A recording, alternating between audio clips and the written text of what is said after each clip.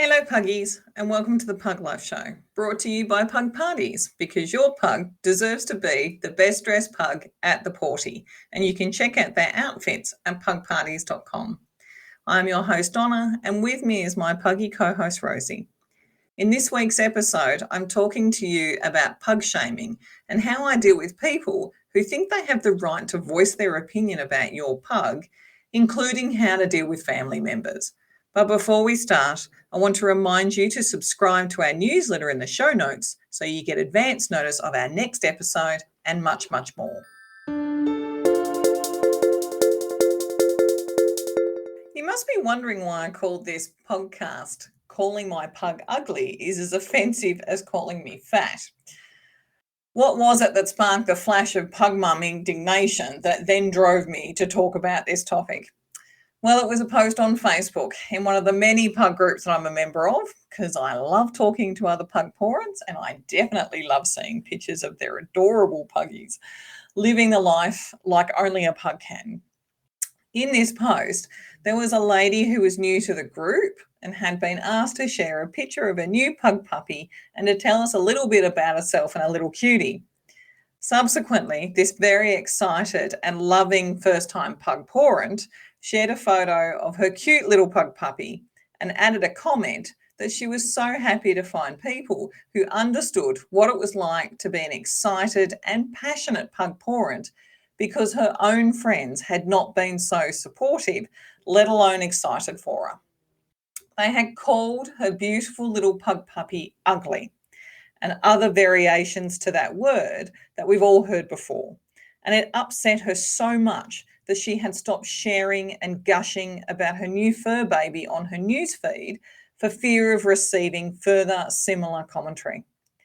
Thankfully, she had stumbled over this particular Facebook group, and I'd like to say that sometimes that algorithm actually does something right, and had requested to join in the hope that it contained a group of people that have walked in her shoes and preferred rolls, sneezes, and squishy faces over anything else in the world.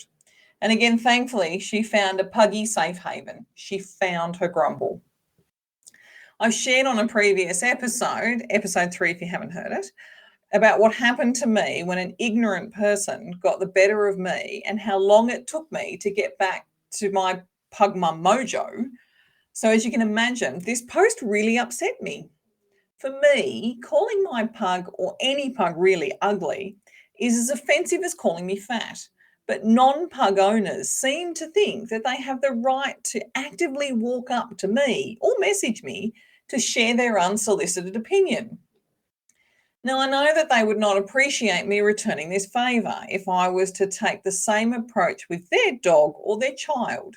Could you imagine the reaction if I sort of went up and pointed to their child and told them that it's the ugliest thing I've ever seen, and why do they even bother having one?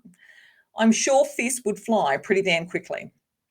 It still baffles me today as to why people think they have the right to walk up to another person and give unsolicited advice on another person's pug. What is it about pugs that triggers the need in a non-pug owner to do it? Is it the bad publicity that surrounds brachycephalic dogs that causes it? Or is it because they're confronted by their open and loving personalities, which is not typical of most breeds? I know plenty of people who are afraid of dogs, big or small, and they don't tell people that their dogs are ugly or should be put down. Yes, I have had that comment. They just back away with their hands up, telling me that they don't like dogs, which I can respect. I could be wrong, but I do feel at times that pugs seem to elicit more negative attention from non-pug owners than any other breed. And when questioned on their inappropriate behaviour, the response is usually vague, like, I just don't like their face. To the ill-informed, like, they've got all these health problems and you're making them suffer.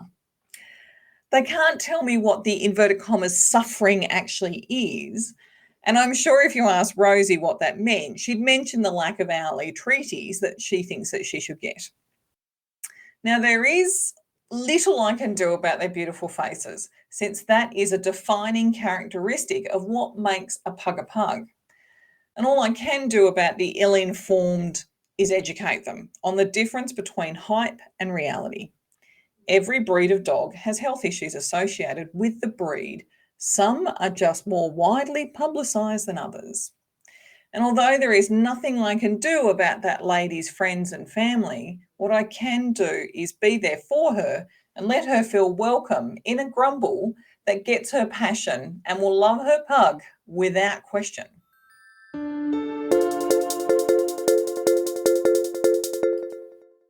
Wow, Puggies, I'm loving this episode, and I hope you are too. If you haven't already subscribed to our newsletter, then please click on the link in our show notes so you get advance notice of our next guest. And don't forget to join our Facebook group, Living the Pug Life, so you can be the crazy pug lady you've always wanted to be with our other like-minded crazy pug ladies. Now, it's time to get back to the show. Now, you must be wondering what I say to people who call my pugs ugly or similar, and I have to admit, depending on who says it and how they say it, determines on what I say or do. That's not to say internally my first thought is to give them a tongue lashing that would make my grandmother rise from her grave with a bar of soap in her hand. But hey, I'm a pug mum. Now, if it's a complete stranger who has approached me without invitation or provocation, I generally try to do one of two things. If their comments are ill-informed or just plain ignorant, but they seem to be open to hearing my response, I will try to educate them and provide them with a more balanced and accurate picture of pugs, their personality, their health, lifespan, etc., etc. If they're rude or even bullish towards me or my pugs, I don't bother with the education because they're clearly not interested in knowing the facts. A typical response to those sort of people is to tell them that everyone is entitled to an opinion, but are not obliged nor welcome to share it with me, as I don't care what they happen to think about my beautiful pugs. And then I walk away, curly tail in the air. Similarly, if it's someone online, I'll just block them, as I don't need that negativity in my pug life, and I'm too busy enjoying it with my pugs to waste it on someone so offensive. And although I have thought to myself from time to time that they need to get a life if this is what they spend their spare time doing, I don't post that because all it does is just cause more circular arguments. Now, if it's a family member, that can get tricky, especially if I do respect them generally. My response is usually a sugar-coated version of the above message, and Willy Wonka would be very proud of me. And if I then receive further repeated negative comments about my fur babies, I then go with a more blunt approach to ensure that they understand the boundaries when it comes to my pugs and to not cross them if they wish to continue to have a relationship with me, or at least a positive relationship. Thankfully, fur family is becoming more and more common these days, and the need to do that sort of thing, to have that sort of conversation, is becoming less and less of a requirement. Couple that with the growing prevalence of play groups, and you now have plenty of opportunities to snuffle with like-minded crazy pug people who understand you and who will stick up for you if you need the support. Now it's your turn to talk pug. Have you had to deal with friends or family who don't share your love of pugs?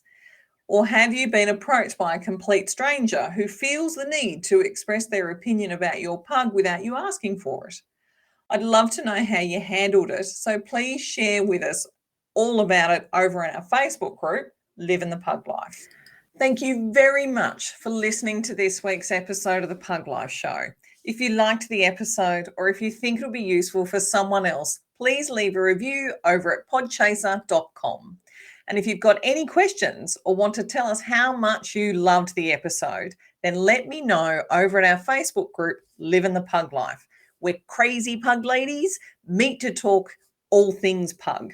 So until next time, Puggies, have a pawsome week, and humans, be generous with the snackies.